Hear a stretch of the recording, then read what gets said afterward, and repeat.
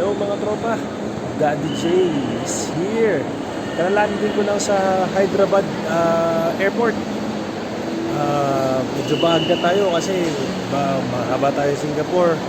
So take out muna ako ng subway bago ko umuwi sa aking guest house. Dito ako sa labas. So paglabas mo ng airport, ayan, may mga subway dito, tapos may Krispy Kreme.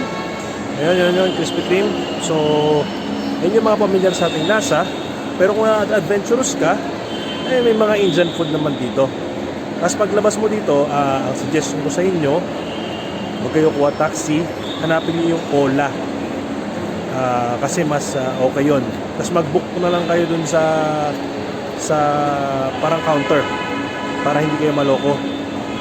So, mamaya, video ako pagdating ko sa guest house, ha? Ingat. Ito na mga katropa. Dito na ako sa guest house. Yan gamit ko. Ito kama ko. May kulambo kasi malamok. Maayos naman yung guest house. Ito makulit dito sa India. Ito pinto ng CR. Dalawa pinto. Dalawa pasukan. Oh. Kulit ng CR, no? So, papahinga na tayo. Alas 3 na ng umaga dito. Bukas ulit. Morning mga tropa. Mag-almusal na tayo. Ito na yung napapanood natin sa YouTube, no? So, ito yung tinatawag na masala dosa. Sabi nila sa YouTube, ang Indian, mga unhygienic. Medyo totoo naman, pero kaya naman ito. Malinis naman eh. Yan, oh. Ganda, di ba? Yan yung order natin, masala dosa. Habang naghihintay, tour ko kayo. Ito yung parang mga karindere nila. Yan. Tawag dyan, bonda. Tapos, ito, wada. Pero ang spelling yan, vada. So habang naghihintay, meron ditong tindahan ng tsa. Chai. Yan. Authentic chai. So, order tayo habang naghihintay. Ayan. Oh. Ayan. Cha-cha tayo habang naghihintay ng order natin. Tapos, mamaya, pakita ko sa inyo. Ayan. Oh, ginagawa niya. Diretso kamay-kamay na nga. Solid yan. Yan ang masala dosa. Masala yung patatas doon. Mga tropa, kakainin natin itong nating masala dosa. Alam mong legit na Indian pagka nakajar yung ganyan. Yan. Buksan natin. Medyo mahirap pala magbukas ng isang kamay, no? Oh, may foil pa. Yan. Mamasa-masa. Sa ibang lugar, crispy to. Tulad ng napapanood natin sa Mumbai, ganun. Yun yung mga nasa video na napapanood sa Facebook. Dito, medyo mamasa-masa pa siya.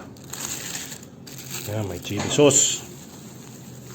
Tapos, meron silang tinatawag na coconut chutney. Mahilig ang mga Indiano sa chutney. Parang sarsa ba, nagawa sa coconut.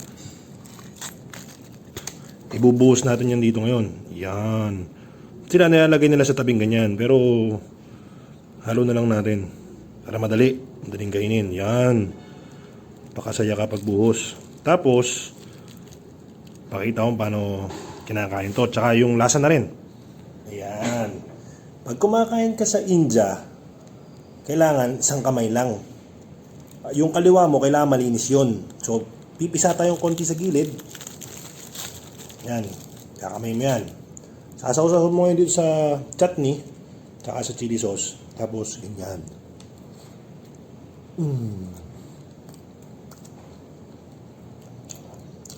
Masarap. Medyo maasim. Kasi parang yung ginagamit na harina igawa sa kanin, tapos medyo overnight nila para English nun, mag-ferment maburo ng konti yung harina ng kanin. So ginagawa din nila sa puto yun. One time papakita ko sa inyo, nakita ko kanina.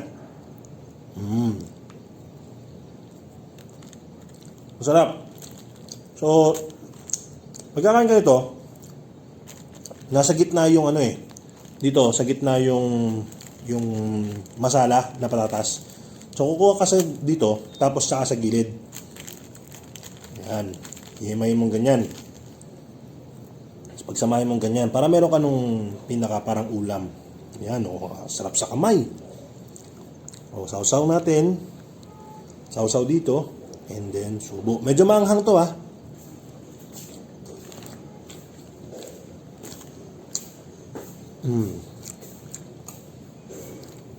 Masarap. Medyo manghang lang pero makakain nyo to. Makakain nyo to pagka medyo mahilig sa manghang. At least hindi nyo ba problemahin yung almusal nyo. Good na to. Okay? Mamaya ulit sa lunch. Okay mga tropa, nagluluto na yung housemate ko ng beans curry. So ito yung sibuyas tsaka lentils. Hindi ko alam kung ano sa Tagalog yun. Tapos, ayun yung beans niya. Yeah. Tapos, meron siyang, what's that? This is coconut and red chili powder. Coconut and red chili powder. Gagawin niyang chutney. And also onion paste. Onion paste. Not onion, sorry. Garlic and Ginger garlic. ginger garlic paste. Yeah. So, ginger garlic paste, onion, tsaka red chili. Yan yung mga basic na kailangan natin pagka magluluto ng South Indian curry. No powder. Yeah. So mamaya pagka nahalo na natin yan, ipakita ko sa inyo kung ano yung tsura. Ayan na. Magkakahalo na sila. Medyo nagkukulay pula ng konti. This have turmeric? Huh? Turmeric. Yeah. Ayan. Yung turmeric kasi, Salt. kailangan dito sa India, madalas gamitin yun. Napakalaki ng plantasyon dito. So, good for the health, kaya laging ginagamit. Antibiotic. Antibiotic. Okay. So, pagkatapos ito, pakita ko ulit sa inyo pagkatapos na siya. Dahil nawalan kami ng kuryente, gumamit kami ng traditional na pangtuktok. Ayan, nalagay na niya. Okay, yeah. Yun. Make it spicy. Para umanghang ang ating beans curry. So, mukhang French beans to. Pwede nyo gawin sa bahay nyo. Yan, haluin ng haluin.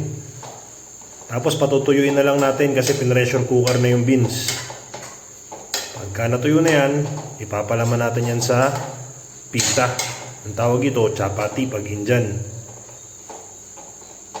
Ito naman ay coriander, one soy powder, halo to. Halos lahat din yan. Halos lahat ng recipe, meron yan. So kung ano yung nakita nyong nilagay, Coriander leaves. yan. One soy, coriander leaves. Lahat na nilagay niya, basic yan sa lahat ng South Indian recipe. Yeah. So, halos lahat, puro ganyan ang ingredients. Nag-iiba lang yung sahog. Ayan mga tropa, maghahaponan na ako. Ito yung beans curry natin kanina na niluluto ng housemate ko. Ito, samosa. Meron yan sa Pilipinas. Mabibili mo sa mga Indian store. Pero dito walang sausawan. Kailangan agatin mo yung sili na yan. Tapos, may dessert pa. Hindi ko alam kung anong tawag dyan. Pero, basta tawag nila sweets. Tapos ito yung pita bread. Ang tawag dito sa India, chapati o kaya roti. So, pwede mong i-roll, parang shawarma. Or pwede rin naman na traditional style. Pakita ko sa inyo yung traditional style. Tropa, pakita ko sa inyo paano kain ng traditional na Indian style. Yung katulad nung ginawa ko sa dosa kanina. Pipilasin mo ng kanang kamay mo. Pagka pilas mo, kunin mo lang na ganyan. Tapos, kain na.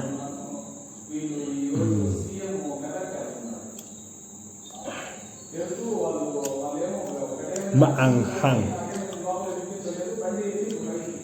Madalas sa South India, maanghang ang pagkain compared sa mga lugar na yun napapanood sa YouTube. Kasi madalas pag YouTube, Pune, Delhi, Mumbai. Pero dito sa Hyderabad, ayan, maanghang. Tsaka dito sikat biryani. So, baka pag nag-travel ako, makakita ako ng biryani, pakita ko sa inyo kung ano yung specialty nila. So, isang subo ba tayo para maingganyo kayong kumain ng Indian food.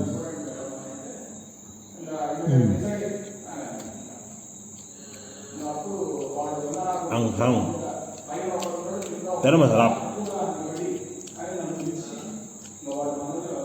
Ano? Diyan magkatapos ang video natin ito.